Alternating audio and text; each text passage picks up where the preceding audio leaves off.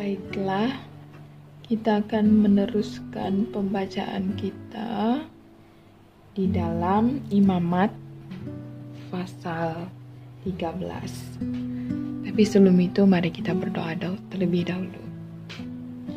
Bapa yang ada di surga Tuhan, terima kasih Tuhan, terpujilah nama-Mu Tuhan. Terima kasih atas segala kebaikan-Mu di dalam kehidupan kami. Ampuni kami Tuhan atas dosa dan pelanggaran yang kami lakukan, baik sadar maupun tidak. Ampuni kami Tuhan dari segi pikiran kami juga. Bapa, sebentar lagi kami akan membaca firman-Mu Tuhan. Bimbing kami, tuntun kami Tuhan. Lewat firman-Mu yang kami baca ini Tuhan. Beri kami hikmat dan kebijaksanaan Tuhan dalam memahami setiap perkataan yang Kau coba nyatakan kepada kami. Dimanapun sahabat kami berada sekarang Tuhan, terus memberi mereka roh semangat untuk membaca Alkitab. Begitu juga dengan saya secara pribadi. Kami serahkan semuanya di dalam tangan-Mu Tuhan, segala roh kuasa kegelapan yang coba mengganggu konsentrasi kami Tuhan, yang membuat kami beralih pandang Tuhan. Kami patahkan itu di dalam nama Tuhan Yesus. Ini doa kami Tuhan, kami serahkan semuanya. Di dalam nama Tuhan Yesus kami sudah berdoa. Amin.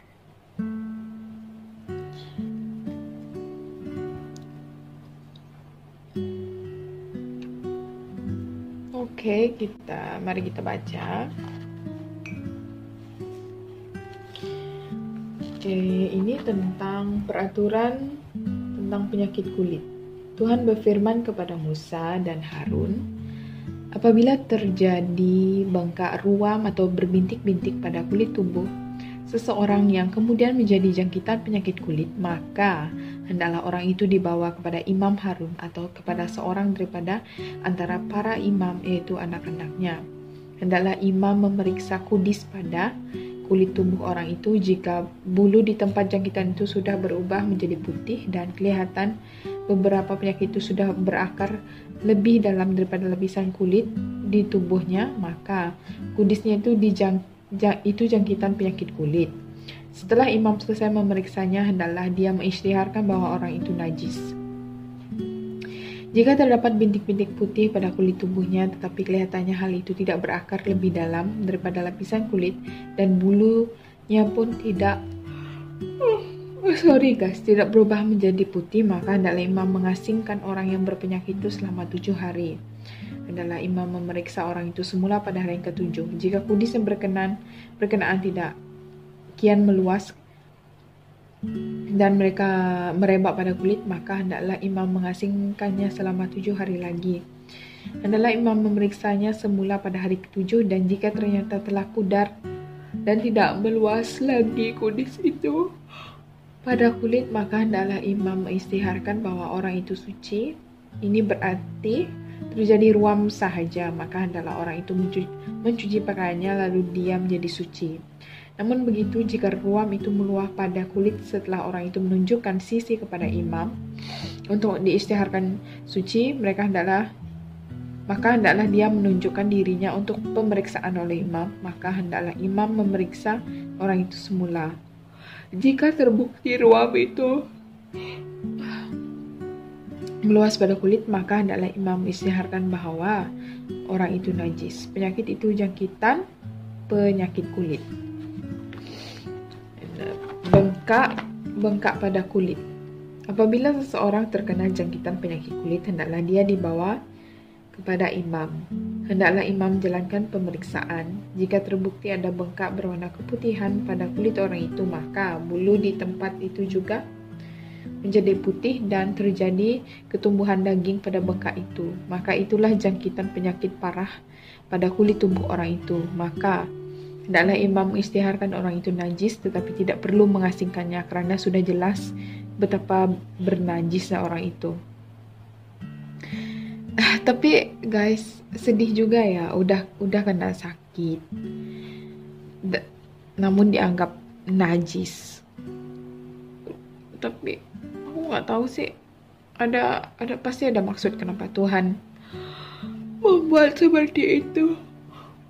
Aku harus belajar lebih. Aku harus banyak tanya kenapa ya. bisa tanya ke Bapak Gembala kalian. Makan lemon sekarang. Namun begitu jika sejauh yang terlihat oleh imam, penyakit itu sudah menutupi seluruh kulit orang itu dari kepala sampai kakinya, maka hendaklah imam menjalankan pemeriksaan. Jika jelas bahwa penyakit itu memang menutupi seluruh tubuhnya, maka hendaklah diistiharkan bahwa orang yang berpenyakit itu suci karena keseluruhannya sudah berubah menjadi putih. Maka sucilah dia. Akan tetapi jika muncul radang daging padanya, maka dia menjadi najis. Hendaklah imam memeriksa radang daging itu dan mengistiharkan orang itu najis. Radang daging itu najis dan itu jangkitan penyakit kulit. Walau bagaimanapun, jika radang daging itu berubah menjadi putih semula, maka hendaklah orang itu datang kepada imam. Hendaklah imam memeriksanya, dan jika terbukti bahwa kudis itu telah berubah menjadi putih, maka hendaklah imam mengistiharkan bahwa orang yang berpenyakit itu suci dan sucilah dia. Bisul pada kulit. Jika ada bisul yang telah sembuh pada kulit tubuh seseorang, tetapi pada bekas bisul itu muncul pula bengkak berwarna putih atau bintik-bintik berwarna putih kemerah-merahan, maka hendaklah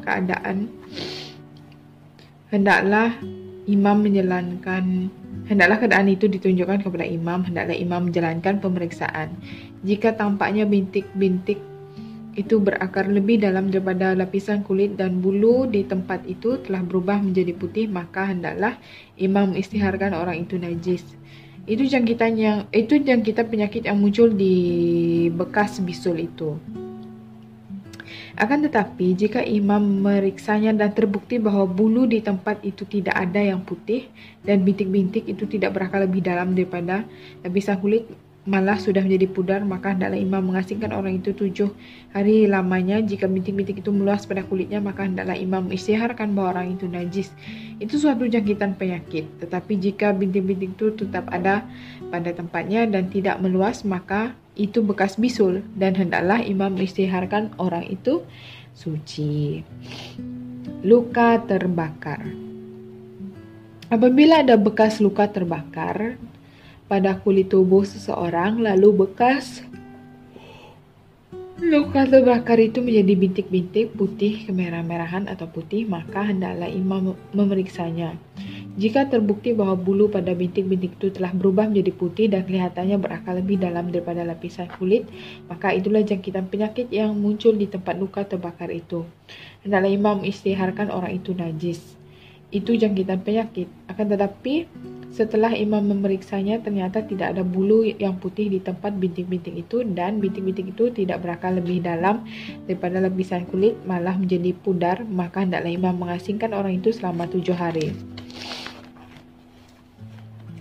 Kemudian, pada hari ke-7 hendaklah imam memeriksa orang itu semula. Jika bintik-bintik itu semakin merebak pada kulit, maka hendaklah imam mengistiharkan orang itu najis. Itu jangkitan penyakit. Tetapi jika bintik-bintik itu tetap ada pada tempatnya dan tidak merebak, itu hanyalah bengkak akibat luka terbakar. Hendaklah imam mengistiharkan bahwa orang itu suci kerana itu sekadar bekas luka terbakar. Jika seseorang lelaki ataupun perempuan terkena penyakit kulit di kepalanya atau di dagunya, maka hendaklah imam memeriksa penyakit itu. Jika tampaknya penyakit itu berakar lebih dalam daripada lapisan kulit dan terdapat rambut halus kekuningan padanya, maka hendaklah imam mengistiharkan orang itu najis. Itu kudis, sejenis penyakit kulit pada kepala atau dagu. Wow. Jika imam memeriksa jangkitan penyakit kudis itu dan terbukti penyakit itu tidak berakar lebih dalam daripada lapisan kulit serta tidak ada rambut yang hitam padanya, maka hendaklah imam mengasingkan orang yang penyakit kudis itu selama 7 hari. Pada hari ke-7 hendaklah imam memeriksa kudis itu, dan jika terbukti kudis itu tidak semakin merebak dan tiada rambut yang kuning tempat itu, lalu kudis tidak berakar lebih dalam daripada lapisan kulit, maka hendaklah orang itu bercukur, tetapi dia tidak boleh bercukur di tempat adanya kudis itu. Kemudian hendaklah imam mengasingkan orang yang berpenyakit kudis itu selama 7 hari. Dari dulu memang sudah ada kuarantin, guys. Kita sampai mana, guys? 34 ya. Dan pada hari ketujuh hendaklah imam memeriksa semula kudis itu. Jika terbukti kudis itu tidak merebak pada kulit dan tampaknya tidak berakar lebih dalam daripada lapisan kulit, maka hendaklah imam mengisytiharkan orang itu suci. Hendaklah orang itu mencuci pakaiannya dan dia pun menjadi suci. Namun begitu, jika kudis itu merebak pada kulit sesudah diisytiharkan suci, maka hendaklah imam memeriksanya. Jika terbukti bahwa kudis itu telah merebak pada kulit, imam tidak perlu lagi mencari rambut yang kuning. Orang itu memang najis. Tetapi jika menurut pengamatnya kudis itu tidak meluas dan rambut yang hitam telah tumbuh padanya, maka sesungguhnya kudis itu sudah sembuh dan orang itu suci. Dan hendaklah imam mengisytiharkan orang itu suci. Jika pada kulit tubuh seorang lelaki ataupun perempuan terdapat bintik-bintik putih, maka hendaklah imam menjalankan pemeriksaan. Jika terbukti bintik-bintik tersebut putih pudar, maka itulah ruam yang timbul pada kulitnya, dan orang itu suci. Jika berguguran rambut daripada kulit kepala seseorang dan dia menjadi botak, dia suci. Ayah, baca. Jika berguguran rambut kepalanya daripada bagian dahi dan dia menjadi gondol, dia juga suci. Tetapi apabila pada kepala botak atau dahi gondol itu timbul bengkak berwarna putih kemerah-merahan, maka ada kemunculan penyakit pada kepala botak atau dahinya yang gondol itu. Hendaklah imam memeriksanya. Ayah, jika terbukti bengkak pada kepalanya yang botak atau dahinya yang gondol itu menjadi putih kemerah-merahan dan kelihatan seperti penyakit memang menyerang kulit tubuhnya, maka orang itu memang ditimpa musibah penyakit dan najislah dia. Hendaklah imam mengisytiharkan orang itu najis atas sebab penyakit di kepalanya. Maka hendaklah orang yang ditimpa penyakit itu memakai pakaian yang terkoyak-koyak dan membiarkan rambut kepalanya terurai. Hendaklah dia menutupi misai atau bahagian di atas bibirnya, dan hendaklah dia berseru najis. Aduh, sedih banget, guys. Udah sakit, ini najis, pakai baju koyak-koyak, dan dia memberitahu kepada seluruh dunia yang dia terkena najis. Saya tidak mengerti kenapa peraturannya seperti ini. Kenapa ya Tuhan? Pasti ada sebabnya ya. Najis. Aduh, najis. Selama dia menghidap penyakit itu dan berkudis, najislah dia dan hendaklah dia tinggal secara terasing di luar perkemahan. Apabila pada sesuatu pakaian, baik daripada bulu domba maupun kain linen, ada kesan kotor daripada jangkitan penyakit pada benang lungsin atau pakan daripada pakaian bulu domba atau linen, itu pada pakaian daripada kulit atau pada barang apapun yang terbuat daripada kulit, dan jika kesan kotor pada pakaian itu barang tersebut itu sudah menjadi kehijau-hijauan atau kemerah-merahan, itu berarti bahwa kulapuk atau jangkitan penyakit itu kian meluas dan perlu ditunjukkan kepada imam. Hendaklah imam memeriksa tanda itu dan mengasingkan barang-barang yang memiliki kesan kotor itu selama 7 hari. Hendaklah pada hari ketujuh, hendaklah imam memeriksa lagi kesan kotor itu. Jika tanda itu semakin meluas pada pakaian, pada benang lungsin dan pakannya, atau pada kulit untuk keperluan apapun kulit itu dipakai, maka jangkitan itu penyakit yang cenderung menjadi lebih teruk dan najislah barang itu. Hendaklah imam membakar pakaian, benang lusin dan pakan pada pakaian bulu domba atau linen atau barang apapun daripada kulit yang memiliki tanda itu. Kerana jangkitan penyakit yang cenderung menjadi lebih teruk, hendaklah barang-barang yang berkenan itu dibakar habis. Jika imam menjalankan pemeriksaan dan terbukti bahwa kesan kotor itu tidak semakin meluas pada pakaian, pada barang apa-apapun daripada kulit, maka hendaklah imam menyuruh orang mencuci barang yang memiliki kesan kotor itu. Hendaklah dia mengasingkan barang tersebut selama 7 hari lagi. Sesudah barang yang memiliki kesan kotor itu dicuci, hendaklah imam menjalankan pemeriksaan semula. Jika terbukti kesan kotor itu tidak berubah rupanya meskipun tidak meluas, maka barang itu najis dan hendaklah engkau membakarnya habis, tidak kira sama ada kesan kotor itu berada di sebelah belakang atau di depan. Jika pemeriksaan imam menunjukkan bahwa kesan kotor itu menjadi pudar sesudah dicuci, maka hendaklah dia membuang bahagian berkesan kotor itu daripada pakaian, kulit, benang, lungsin atau pakan itu. Jika kesan kotor itu muncul semula pada pakaian, benang, lungsin, dan pakan atau pada barang-barang apapun daripada kulit, itu berarti bahwa jangkitan penyakit itu berkembang.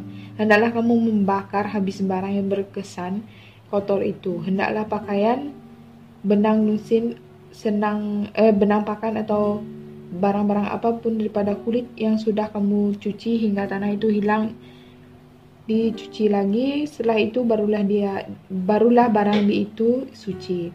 Itulah hukuman tentang jangkitan penyakit pada pakaian daripada bulu domba atau linen, pada benang lungsin, benang pakan atau pada barang apapun daripada kulit, untuk menyatakan sama ada barang itu suci atau najis.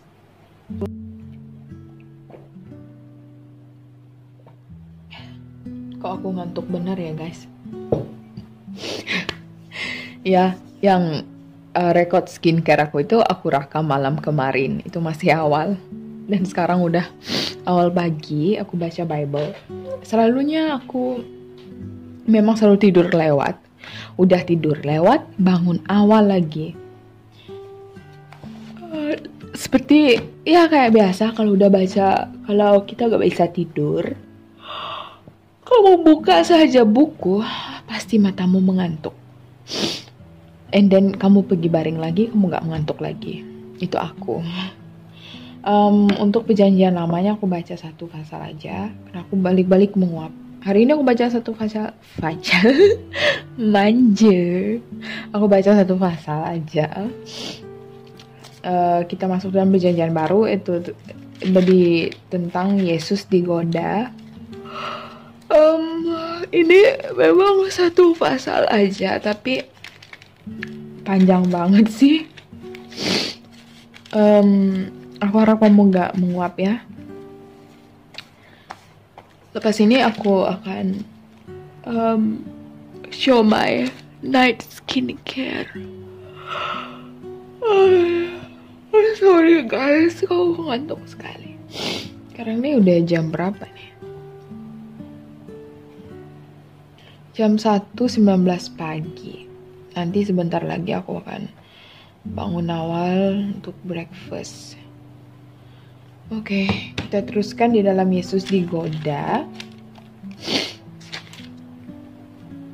Yesus penuh dengan Roh Kudus kembali dari sungai Yordan dan dipimpin oleh Roh ke padang gurun.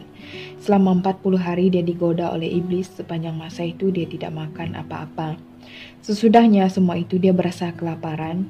Lalu iblis berkata kepadanya, "Jika engkau anak Allah, perintahkan batu ini supaya menjadi roti." Excuse me. Yesus menjawab, "Telah tersurat, manusia hidup bukan dengan roti saja." Benar. Ini dengan firman Tuhan ya. Iblis membawa Yesus ke satu tempat yang tinggi, lalu dalam sekelip mata iblis menunjukkan kepadanya semua kerajaan di dunia. Iblis berkata kepadanya, "Segala kekuasaan ini dengan kemuliaannya akan kuberikan kepadamu, karena semua itu telah diserahkan kepadaku, dan aku boleh memberikannya kepada sesiapa jua yang aku suka."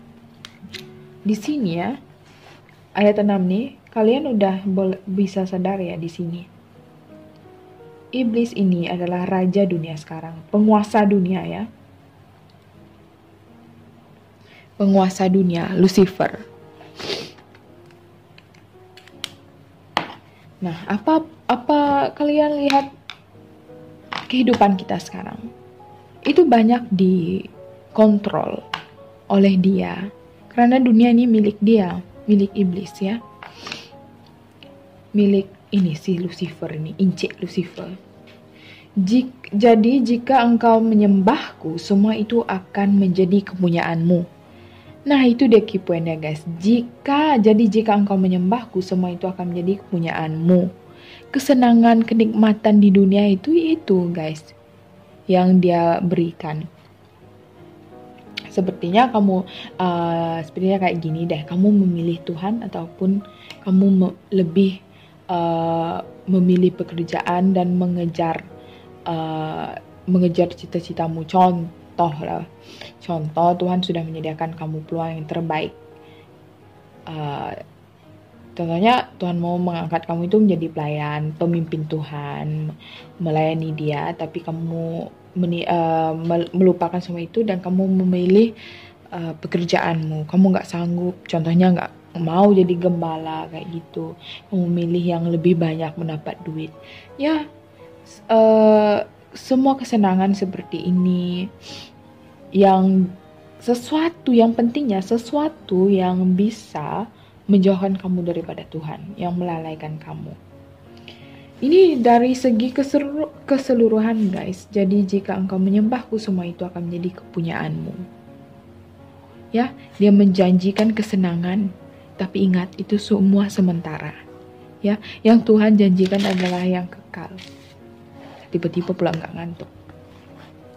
Oke, tetapi Yesus menjawab, telah tersurat, hendaklah engkau menyembah Tuhan Allahmu dan kepadamu sahaja engkau beribadat. Mengerti bagian ini? Kepadamu Allahmu dan kepadanya sahaja engkau beribadat. Tidak ada yang lain. Kamu nggak bisa, apabila kamu punya dua tuan, kamu nggak bisa suka mereka sama rata. Pasti kamu membenci satu tuanmu. Seperti dalam pejabat kita ada bos besar seperti itu. Pasti ada yang kamu suka, ada yang kamu tidak suka. Nah, contohnya di antara kamu membaca Alkitab ataupun kamu bermain HP, bermain handphone. Pilih yang mana satu ya. Kemudian iblis membawa Yesus ke Yerusalem lalu meletakkannya di puncak bait suci dan berkata kepadanya, "Jika engkau anak Allah, terjunlah dari sini, karena telah tersurat, Allah akan memerintahkan malaikat-malaikatnya untuk menjagamu dan mereka akan menatangmu supaya kakimu tidak terhantuk batu." Tetapi Yesus menjawab, ada dikatakan, "Jangan engkau menduga Tuhan Allahmu." Setelah iblis selesai menggoda Yesus, dia meninggalkannya untuk sementara waktu. Godaan tiga-tiga ini semua Tuhan dapat tepis ya. Ini kamu lihat dalam kehidupan kita lah. Bagaimana? Setiap saat, setiap masa itu kamu gak perasan ya iblis selalu menggoda kamu.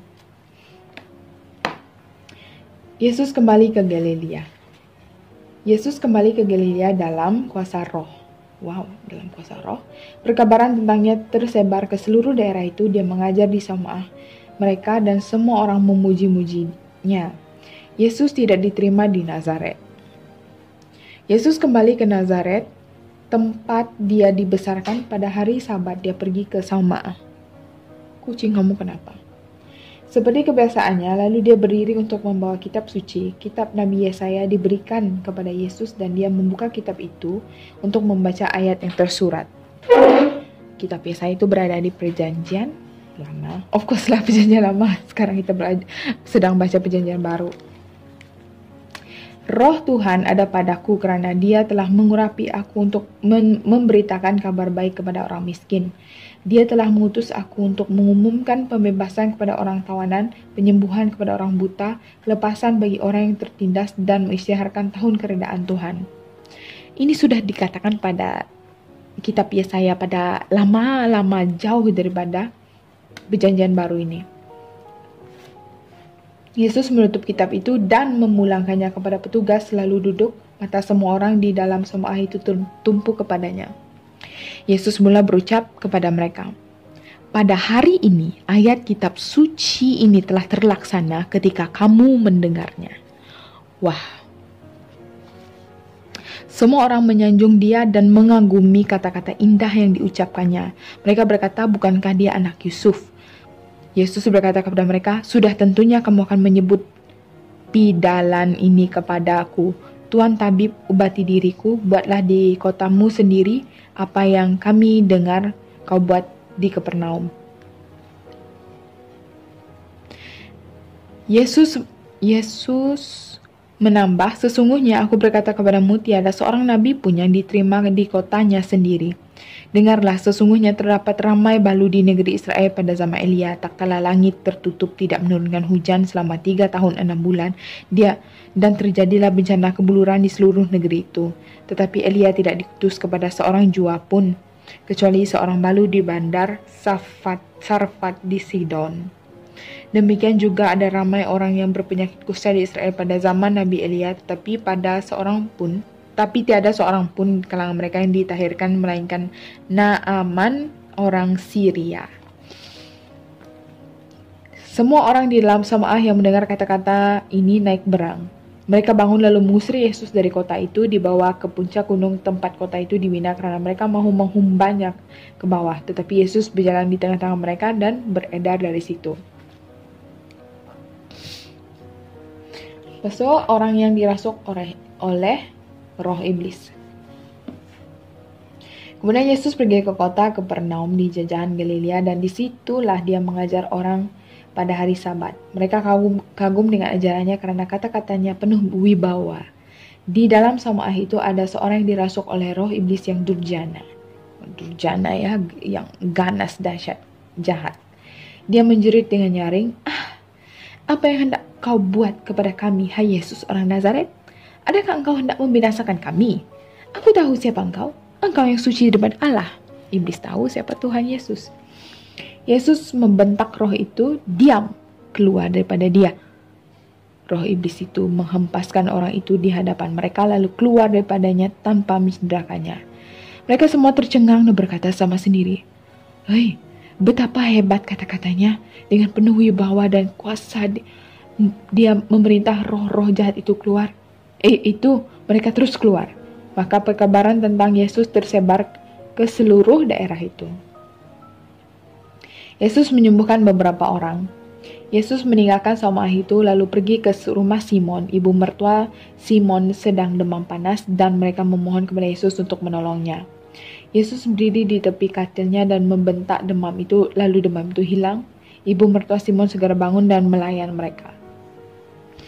Ketika matahari sedang terbenam, semua orang yang menghidap berbagai penyakit dibawa kepada Yesus. Dia meletakkan tangannya pada setiap orang, menyembuhkan mereka. Roh-roh iblis juga keluar daripada ramai orang dan berteriak, engkau anak Allah. Yesus memarahi roh-roh iblis itu dan tidak mengizinkan mereka bercakap tentang mereka karena mereka mengetahui dia Kristus. Wow.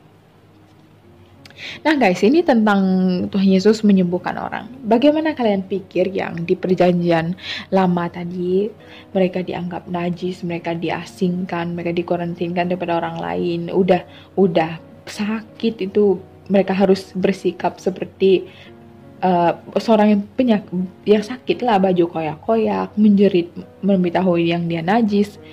Bagaimana perasaan kalian apabila Tuhan Yesus menyembuhkan mereka? Pasti mereka ingin kesembuhan supaya tidak terjadi seperti apa yang kita baca di perjanjian lama tadi. Tidak ada orang yang mau sakit guys. Aku gak paham apa aku sedang bilang. Ya, teruskan membaca bagian terakhir. Yesus mengabarkan Injil di Yudea. Ketika fajar menyising, Yesus meninggalkan kota itu dan pergi ke tempat yang sunyi. Orang ramai mula mencari dia, dan apabila mereka menemuinya, mereka coba menahannya daripada meninggalkan mereka. Tapi Yesus berkata kepada mereka, aku harus mengabarkan berita baik tentang kerajaan Allah di kota-kota lain juga. Sebab untuk tujuan inilah maka aku diutus. Maka dia berkhotbah di Samaah di Yudea. Nah, mereka yang lain itu gak mau dia pergi. Oke, sampai di sini saja pembacaan kita. Jumpa kita pada pembacaan yang seterusnya. Suara aku udah makin garau nih. Oke, makasih guys. Bye-bye. Good night.